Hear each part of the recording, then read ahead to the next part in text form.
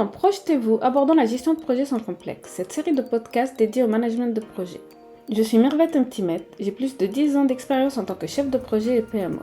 Par ailleurs, je suis certifiée Project Management Professionnel et je suis activement bénévole au sein du Project Management Institute France, l'organisme référence en matière de gestion de projet. J'aime transmettre mes connaissances et vous accompagner dans la gestion de vos projets. C'est pour cela que je coach et forme à la gestion de projet et à ses métiers. Je suis persuadée que bien connaître les rouages de la gestion de projet permet de réussir tout ce que vous entreprenez, que ce soit dans votre vie professionnelle ou personnelle. Une fois par semaine, nous aborderons ensemble dans ce podcast les différentes facettes et toutes les actualités du management. J'inviterai régulièrement des professionnels qui expliqueront leurs méthodes et leur expérience sur des thèmes choisis. La gestion de projet permet de structurer, coordonner, contrôler toutes les étapes de la conception à la livraison. Venez découvrir comment et repartez avec quelques astuces. Je vous invite à vous abonner et me suivre pour plus de contenu sur la gestion de projet.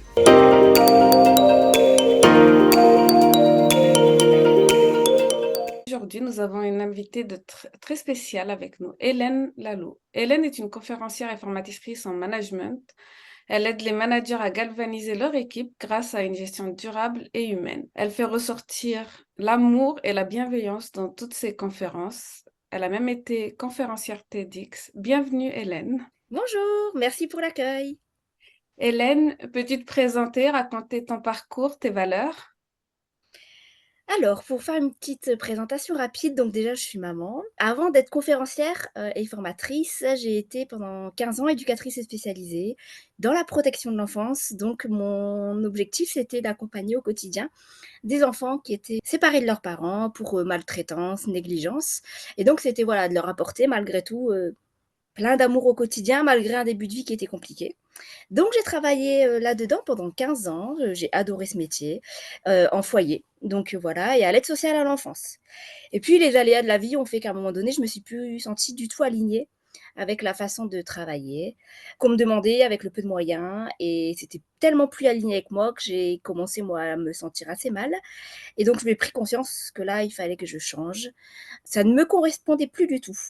Donc j'ai repris des études de psychologue, je suis devenue coach aussi et puis, pareil, pendant mon école de coaching, j'ai pu à nouveau redécouvrir un peu mes rêves d'enfant, des choses que j'avais mis de côté pendant des années et le fait de monter sur scène. D'où une réorientation aussi en tant que conférencière et puis voilà, tout ça m'a amenée finalement, c'était pas du tout des choses qui étaient prévues, mais tout ça naturellement m'a amenée à devenir à ce message, qui compte beaucoup pour moi, c'est ce message d'amour. Donc tous mes activités sont liées à ça.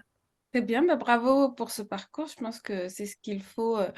Il faut avoir cette valeur est très très importante. Bah, j'ai vu donc formatrice, je vois aussi que bah, tu te formes beaucoup, que tu as envie toujours d'apprendre et tu as parlé dans ton parcours par exemple comme tes conférencières, juste l'école des conférenciers et bah, qu'est-ce qu'elle t'a apporté cette école des conférenciers et comment prend en compte tous les apprentissages au quotidien de cette école de conférenciers. En fait, j'ai fait cette école de conférencier parce que déjà, au départ, moi, je suis une très, très, très grande timide et pour moi, c'était juste impossible de pouvoir prendre la parole devant, 3 personnes en réunion, ça me tétanisait vraiment. Donc quand l'envie, m'est venue, je me suis dit: «Mais tu ne connais absolument rien à la prise de parole en public. Comment tu peux faire?» Tu démarres de zéro. Donc je me suis dit: «Allez, cherche à savoir s'il y a des formations». Donc j'ai trouvé une super formation d'école de conférencier qui alliait énormément de choses, que ce soit comment écrire une histoire, donc des bases de storytelling. Ensuite, tout ce qui est comment se positionner et avoir une posture sur scène, parce que c'est loin d'être évident et surtout aussi tout un travail autour du message à délivrer. Parce que finalement faire des conférences en entreprise, c'est quand même assez spécifique. Ça demande de bien, bien connaître, le public qui est en face de soi. Ça demande de bien savoir, quelles sont les problématiques vécues par les managers, par les équipes, par la direction et donc avoir une vision vraiment globale de ça, et bien précise, c'est pas évident de l'avoir quand tu connais rien du tout et quand tu viens comme moi dans le monde du social et donc cette école, elle m'a vraiment appris à lier tout ça pour au final réussir à délivrer un message impactant sur scène, que ce soit en 30 minutes ou en 1 heure ou en 1 heure et demie, ce qui est finalement très court, mais l'objectif, c'est qu'en peu de temps, tu puisses impacter les gens d'une manière ou d'une autre, avec un message puissant, fort et aller surtout droit à l'essentiel. Donc bien connaître les problématiques du public, bien savoir quel est leur quotidien et que chacun puisse réussir à s'identifier au message que tu délivres. c'est ultra important. Et puis aussi, il y a toute cette notion de garder finalement l'attention des personnes pendant 1 heure, ce qui n'est pas non plus évident. Donc cette école des conférenciers était essentielle et c'était une vraie enfin voilà, une école, où j'ai appris énormément de choses pour réussir à faire des conférences de qualité où chacun s'y retrouve. Ben, c'est très très bien. Et puis tu me laisses vers la transition. Depuis, donc tu as pu faire, je pense, plusieurs conférences justement en entreprise et pour les managers. Donc je voulais te demander déjà d'une part, quels sont les types de sujets que tu abordes justement dans ces conférences et pour toi, quelles sont les valeurs concrètes que tu veux véhiculer pendant ces conférences? Est-ce que tu as quelques idées de sujets ou des idées de thèmes et qui sont demandés par les entreprises et qui sont tes thèmes de prédilection? Alors oui, en fait, moi, vraiment, tous mes thèmes de prédilection, c'est autour du pouvoir de la reconnaissance, de l'amour, parce que, en tout cas, celles que j'ai déjà faites sur ces thèmes-là, ont eu un impact assez important déjà, parce que en fait, je permets, grâce à mes conférences, aux personnes de réfléchir sur son positionnement, sur comment en entreprise je peux reconnaître l'autre, comment en entreprise je peux permettre à l'autre de prendre sa place, de se sentir bien et de se sentir aimé parce que finalement, c'est grâce à ces valeurs-là, d'amour, de reconnaissance, d'empathie, qu'on peut réussir à créer une belle synergie et faire en sorte que chacun soit engagé, que chacun trouve sa place et surtout de rester et d'avoir ce sentiment d'appartenance à l'entreprise. Et ça, c'est essentiel pour finalement réussir à avoir derrière, bien évidemment, une productivité qui va de pair. Je pars du principe que si à chacun des niveaux d'une entreprise, chacun trouve sa place, chacun se sent aimé, se sent valorisé, parce que l'amour, bien évidemment, c'est assez connoté, pas forcément positivement en entreprise, mais une des définitions de amour, c'est vraiment acceptation de la différence de l'autre. Et donc, c'est essentiel qu'à chacun des niveaux, chacun se sente accepté dans sa différence et puisse révéler tout son potentiel et toutes ses richesses pour donner le meilleur à l'entreprise. Et c'est c'est le message que je délivre moi lors de mes conférences, parce que si chacun a sa place, trouve sa place et arrive à délivrer tout son potentiel, tout ce qu'il est, toute sa richesse, c'est là où derrière finalement, heu, toute l'équipe, toute l'entreprise va réussir à donner le meilleur de soi. Et si chacun est bien traité à tous les niveaux, forcément à un moment donné, c'est le client qui sera bien traité derrière.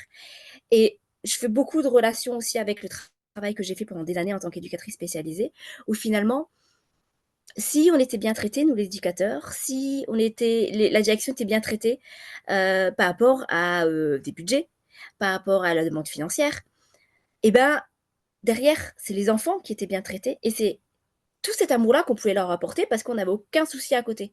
Et j'ai repéré pendant ces années d'éducatrice que, heu, les moments où les enfants étaient le moins bien, c'est les moments où les éducateurs et où l'équipe était le moins bien.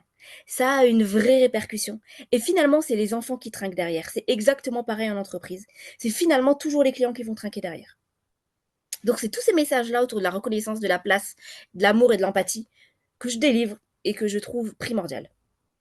Ben, c'est très bien. Moi, quand tu me dis ça, je pense tout de suite à cercle vertueux. Et ça, c'est, si tous C'est ça. les maillons de la chaîne sont bien, ben, ça va bien se comporter. Et donc, dans tes expériences avec les entreprises, que ce soit en formation ou en conférence, je pense que si on fait appel à toi, des fois, c'est que les situations sont assez critiques ou des fois, ben, c'est juste... c'est bien quand on pense en prévention, mais souvent, c'est en réaction ou des choses comme ça. Est-ce que tu as des exemples euh, où tu as été appelé parce que dans des équipes, ça se passait pas super bien ou dans des départements, ça se passait super bien et puis c'était très marquant pour toi et est-ce que tu peux nous donner des petits exemples comme ça, voilà, de cas concrets? Alors une fois, j'ai fait une conférence dans une PME, donc c'est une toute petite entreprise, hem et c'est vrai qu'en fait, là, c'était vraiment une conférence qui avait été demandée, mais voilà, pas, il y avait pas forcément de raison particulière, c'était vraiment une découverte.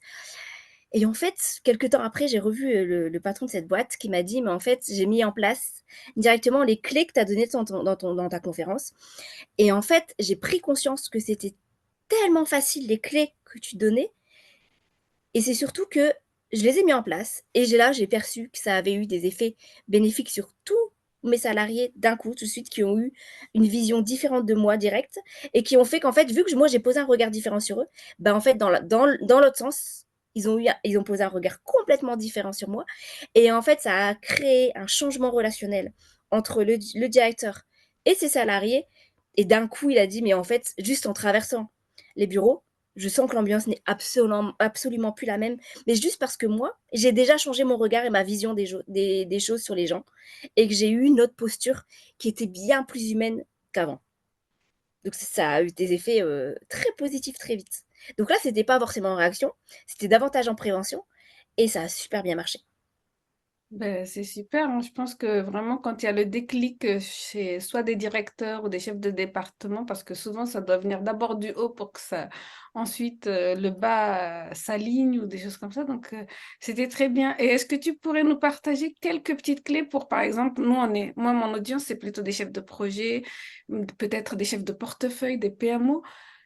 Et ils ont à gérer aussi au quotidien des équipes ou des choses comme ça, juste quelques petites clés pour leur donner, par exemple, si l'ambiance est mauvaise dans leur équipe ou s'ils voient que leur leadership n'est pas très bon, quoi.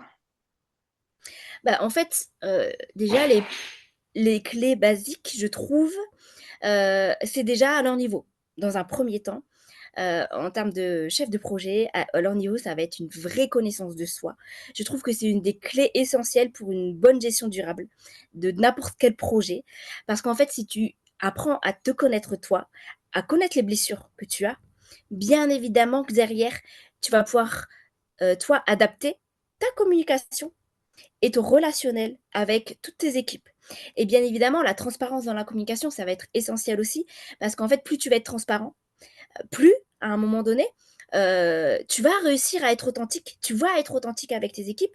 Et bien évidemment, que ça fonctionne pas, qu'il y ait des couacs ou pas, bah en fait, on t'en tiendra pas rigueur parce que tu as eu cette forme de transparence. Mais cette transparence, pour moi, elle n'est possible qu'à une condition, c'est que toi, en tant que chef de projet, tu aies une vraie connaissance de toi, que tu arrives à remplir, j'aime beaucoup cette expression et je l'utilise très souvent, c'est comment chacun, des chefs de projet, des directeurs, des managers, arrive à remplir son réservoir d'amour pour pouvoir, à un moment donné, que ce réservoir d'amour déborde et puisse aller sur les autres, dans le but vraiment de pouvoir rester aligné avec soi-même et qu'il y ait une vraie vision cohérente des choses pour tout le monde, déjà pour soi, et ensuite pour les autres.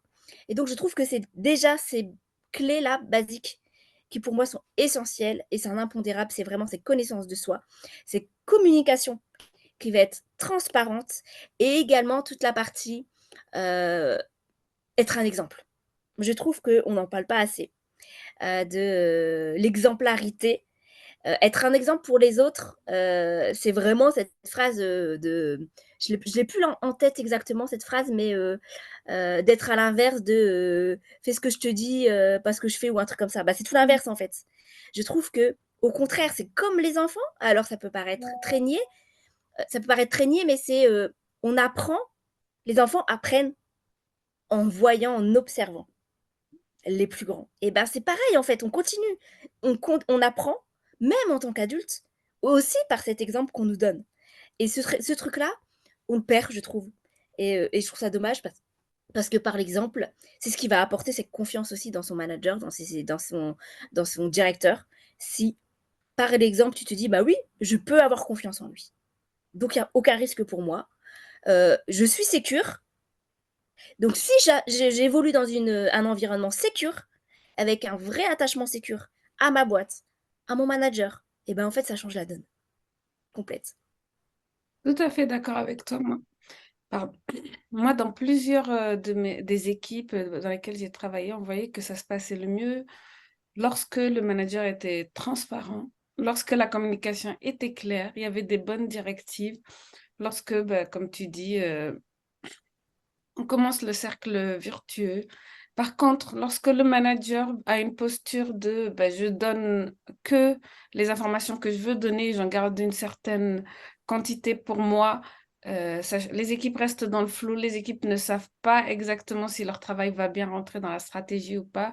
Et donc, bah, des fois, l'équipe ne sachant pas, ou un membre de l'équipe ne sachant pas, il va faire un travail et puis s'il se fait réprimander par le manager parce qu'il n'a pas la vision complète, Et ben, je pense que ça rentre dans l'inverse d'un cercle vertueux là, et ça fait que la communication peut se couper totalement et faire que les objectifs ne sont pas rencontrés puisque les membres de l'équipe ne savent pas exactement ce que sont les objectifs et puis ils sont sur la posture de la négation, c'est-à-dire dans le rejet, le refus, et puis le manager qui ne veut pas tout donner comme information, il est mécontent du travail de ses équipes, et puis après, il faut rattraper cela face aux clients aussi. Donc C'est il y a ça. toute miscommunication, comme on dit en anglais, mais ce manque de communication qui peut vraiment générer des mauvais résultats au niveau des projets, de l'entreprise, des objectifs. Tout Merci à fait. beaucoup pour ces petites clés. J'espère que les auditeurs auront bien écouté et auront bien pris note de ces petites clés. J'ai vu aussi que tu avais fait une conférence TEDx. J'avais envie que tu partages avec nous un petit peu ton expérience et le message que tu as transmis lors de cet événement. Et comment tu as été Alors, contacté, surtout, excuse-moi, comment tu as été contacté auparavant et comment tu es arrivé avec cette opportunité. alors ça a été, assez bizarre parce qu'en fait, en général, les TEDx, comment ça se passe? C'est que toi soit premièrement tu, postules et là, tu attends une réponse, soit c'est eux qui viennent te chercher. Mais tu postules par un biais du site internet de TEDx, donc c'est en fonction de chaque TEDx et c'est quand même très codifié. Et en fait, là, moi, ça s'est passé complètement différemment. C'est que je connaissais quelqu'un qui avait déjà fait un TEDx et qui m'a dit: «Je te donne le mail de cette personne. Si tu as envie», en sachant que je n'étais jamais montée de toute ma vie sur scène, j'avais jamais pris la parole de toute ma vie. «Est-ce que tu as envie? Tu m'as dit que voilà, tu rêverais un jour faire un TEDx. Tu as le mail, fais comme tu le veux, comme tu veux». Je me suis dit: «Allez, un jour, vas-y, tu t'envoies ce mail». J'ai envoyé ce mail avec aucun espoir, mais vraiment aucun, parce que je me suis dit: «De toute façon, j'ai jamais pris la parole de ma vie en public et puis je suis tellement tétanisée que ça m'arrangerait d'ailleurs de ne pas être prise, vraiment». Finalement, j'ai eu un retour de mail positif et elle me suis dit: «Ah mince, faut y aller maintenant, tu peux plus faire machine arrière. C'est ta plus grande peur, mais allez, c'est que c'était pour toi». Et donc j'ai préparé ce TEDx et le thème du TEDx principal, c'est, comment reprendre le contrôle de sa vie. Et donc moi, je l'ai fait sur mon histoire de vie, qui est une histoire, d'abandon et d'adoption. Et donc j'ai vraiment fait tout un, TEDx sur finalement le pouvoir de l'amour, le pouvoir du pardon, et de comment prendre sa place quand dès le début de ta vie finalement, soit tu as pas eu de place, soit tu avais l'impression de pas mériter ta place, soit tu aurais pas dû vivre, heu et qu'on t'a déraciné. Et donc j'ai vraiment fait moi mon TEDx là-dessus pour vraiment redonner un espoir en disant: «Mais tout le monde a sa place ici, tout le monde peut prendre sa place, quoi qu'il arrive, que tu aies eu un début de vie compliqué, que tu aies eu des traumatismes dans ta vie, que tu aies eu des parents, ou un entourage pas forcément contenant ou contenant. En fait, tu as pas à mériter une place.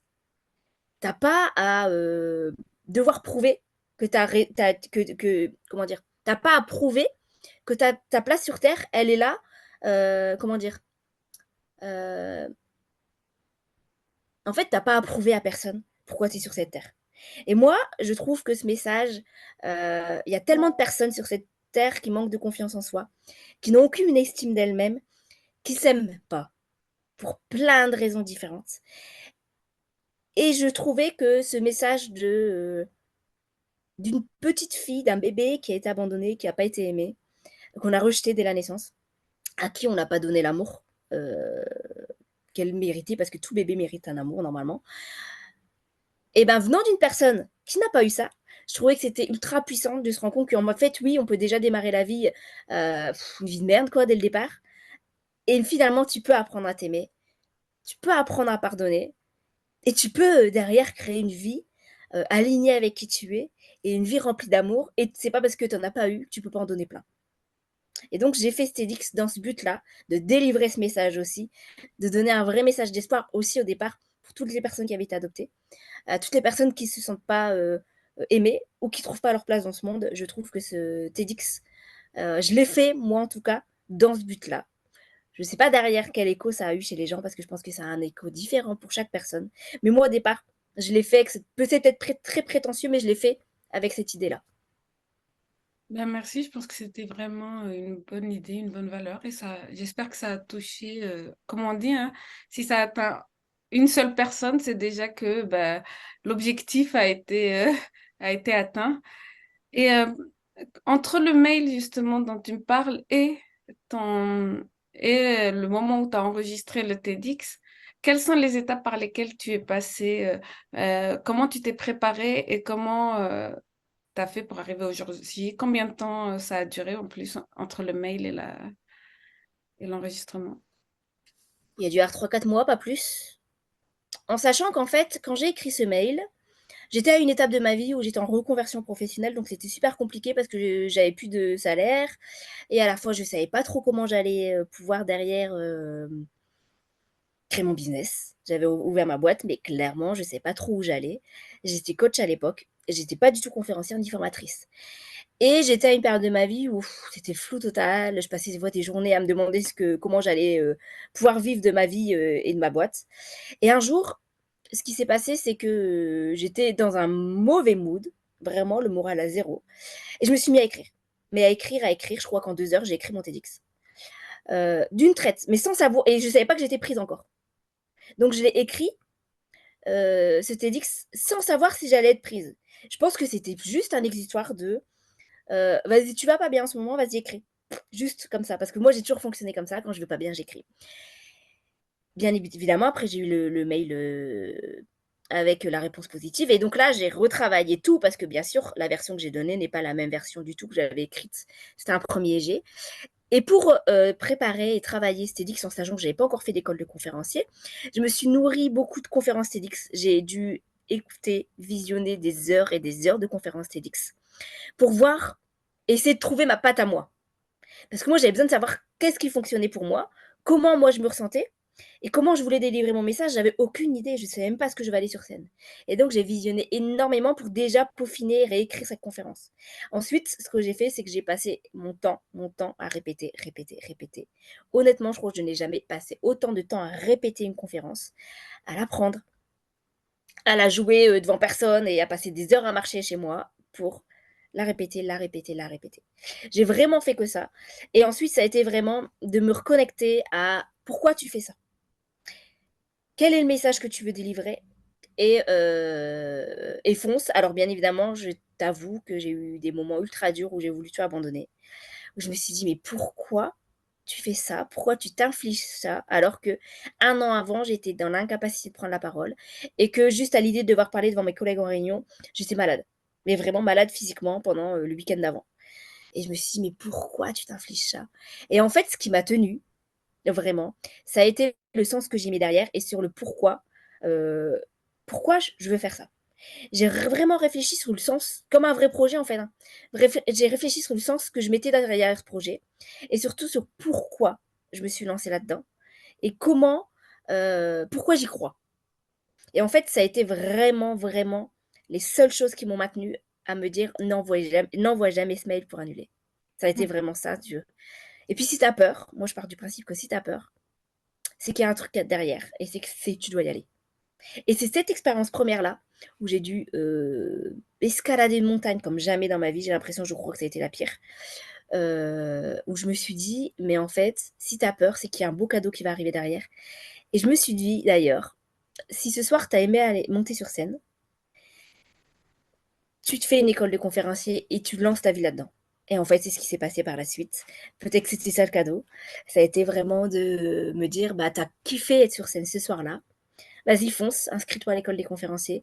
Et après, ça a été juste que du bonheur parce que plus j'ai rencontré des personnes extraordinaires à l'école des conférenciers qui font encore partie de ma vie maintenant, 3 ans après, que j'ai au téléphone quasi tout le temps et avec qui je continue à faire des conférences, à écrire mes conférences et à travailler avec. Donc, c'est que des beaux cadeaux derrière qui sont arrivés. Donc ça me conforte maintenant encore quand je me retrouve face à des montagnes ou à des projets ou vraiment à des projets où j'ai l'impression que je vais pas y arriver. Et ben en fait, ça me porte beaucoup cette première expérience où je me suis dépassée. Ben, je pense que très bien, et c'est tout à ton honneur. Et je pense que dans ce que tu viens de dire, ça peut aider beaucoup les chefs de projet. Tout d'abord, comme tu dis, la communication. Dans la gestion de projet, la communication est une part importante et on nous apprend un petit peu quels sont les médias, les canaux, mais on ne nous apprend pas forcément à bien s'exprimer. Donc, une des premières problématiques du chef de projet, c'est par rapport au théorique de la communication, où il a tous les principes, et déjà, s'il applique déjà ces principes, c'est-à-dire tout ce qui est mailing, tout ce qui est présentation, slide et tout ça, c'est déjà pas mal. Mais il y a aussi comment envoyer le message et avoir quelle posture par rapport à quels interlocuteurs. Et ça, c'est vrai que ben, je pense que ton expérience TEDx se rapproche à quand on prépare un comité de pilotage, quand on est un chef de projet, quand on doit se mettre devant le client et rapporter les résultats et que ben, les résultats sont bons ou mauvais. Moi, je me souviens des premières peurs. Voilà, je n'ai rien à présenter au client parce qu'on n'a pas bien avancé dans l'équipe. Comment je fais passer le message sans paraître pour des incompétents ou des choses comme ça? Donc, c'est vraiment des choses qu'on retrouve dans ta préparation au TEDx, c'est ceci, c'est ben, on a envie de tout abandonner de peur d'avoir la réprimande du client, de peur d'avoir le management qui nous dit mais qu'est-ce que vous avez fait? Donc quand on fait passer ces messages, il faut absolument qu'on soit un bon communicant. Et ça, comme tu dis, bah, souvent les chefs de projet ne sont pas des bons communicants et ils apprennent au fil du temps. Donc les premières, c'est vraiment comme tu dis, hein, les premières expériences sont catastrophiques et puis après ils se disent, bon, bah, il va falloir que je m'améliore, que je me forme. Et d'où toi, ta formation en tant que conférencière. Mais pour les chefs de projet, c'est vrai qu'on passe jamais à la formation, mais on apprend après avoir essuyé quelques plâtres, en fait. Donc C'est ça. ça me rejoint beaucoup, beaucoup. Et puis, ben, moi, je vois ce TEDx comme un accomplissement aussi, comme un objectif. Et puis, pour moi, c'est un projet aussi d'avoir fait le TEDx ou de proposer des conférences et tout ceci. Donc, c'est vraiment, les chefs de projet, ils doivent vraiment ne jamais oublier l'objectif. Si on perd de vue l'objectif, eh ben, on ne sait plus comment y aller et puis on peut rapidement, comment dire, bah, se tromper et rapidement se Se perdre. perdre. Et la satisfaction client ne sera pas au rendez-vous. Donc, ben, merci beaucoup pour avoir rappelé cela, pour pouvoir aussi montrer par ton expérience comment ben, certains chefs de projet, des fois, il y a des hauts et des bas dans la chefferie de projet. Dans un projet, il y a des hauts et des bas. Et des fois, quand on arrive au bas, eh bien, on essaye de remonter. Et puis, eh ben, la volonté de toujours se former, de toujours gravir cette montagne, je pense que c'est un message qui est très, très important, qui est différent de celui du début, là où on était sur l'amour de l'équipe, sur comment une équipe peut être galvanisée par cet amour. Là, aujourd'hui, on est aussi, par rapport à ce TEDx, sur la communication qui est très importante pour pouvoir avoir une bonne satisfaction client, une bonne satisfaction du management et puis pouvoir avancer. Ben, merci beaucoup pour tous ces retours. Est-ce que tu as des actualités et comment peuvent nos auditeurs te rencontrer, voilà, pouvoir te trouver Alors comme actualité, là, je donne beaucoup de formations jusqu'à la fin de l'année, avec beaucoup en 2024 qui sont déjà prévues. Donc mes actualités, c'est surtout ça. Une conférence en décembre, grand public sur Paris je vais communiquer bientôt dessus. Donc en fait, ça va être sur LinkedIn où les auditeurs peuvent me retrouver parce que je communique beaucoup sur toute mon actualité, sur LinkedIn. Donc je vais communiquer la semaine prochaine sur cette conférence grand public parce qu'en général, on n'a pas la chance de pouvoir me voir parce que moi, je fais beaucoup en entreprise. Et donc là, ça va être une opportunité de pouvoir me voir en conférence à Paris. Euh, donc voilà, mes prochaines actualités du moment. Ben, merci. Est-ce que tu as trois petits mots pour la fin, pour nos auditeurs, voilà. Bah, moi, ce serait vraiment s'il y avait un message que je voudrais délivrer, ça va être à chacun de prendre leur place. Parce que finalement, personne ne va vous la donner. Et surtout, mettre en place des actions dans votre vie qui vont vous permettre de garder cette lumière qui brille vraiment au fond de vous. Parce que c'est en l'alimentant tout le temps, constamment, que vous allez rayonner et que vous allez pouvoir apporter tout ce que vous avez et tout ce que vous êtes aux autres. Et donc, et que vous pourrez enfin trouver votre place. Donc, c'est vraiment de toujours, toujours faire en sorte que cette petite lumière reste active. Ben, merci beaucoup pour tous ces conseils, Hélène. J'ai vraiment l'impression que tu nous as un peu donné un petit peu du contenu de tes formations en entreprise. Donc, j'espère que les Oui, auditeurs vont en profiter à fond. Ben, je te remercie d'être venu et puis merci d'avoir participé. Ben, je te remercie beaucoup pour l'invitation. C'est très chouette de partager et si ce retour peut aider quelques personnes, j'en serais ravie. Merci beaucoup. La gestion de projet est un domaine passionnant et stimulant. Et j'espère que le podcast Projetez-vous vous apportera des connaissances précieuses et des conseils pratiques pour améliorer vos compétences en gestion de projet. Que vous soyez un chef de projet expérimenté ou que vous débutiez dans ce domaine, vous trouverez ici des informations pertinentes et des exemples concrets pour vous guider avec le succès de vos projets. Je vous remercie de vous joindre à moi dans cette aventure passionnante et je vous donne rendez-vous dans le prochain épisode de Projetez-vous abordant la gestion de projets sans complexe. Vous trouverez dans les notes de cet épisode quelques liens intéressants, notamment si vous voulez aller plus loin. N'hésitez pas à me contacter, vous trouverez toutes mes informations sur ce podcast ou sur mon site internet mirvet-timet.com. Je suis également présente sur les réseaux sociaux et j'aime bien échanger sur les sujets liés à la gestion de projet.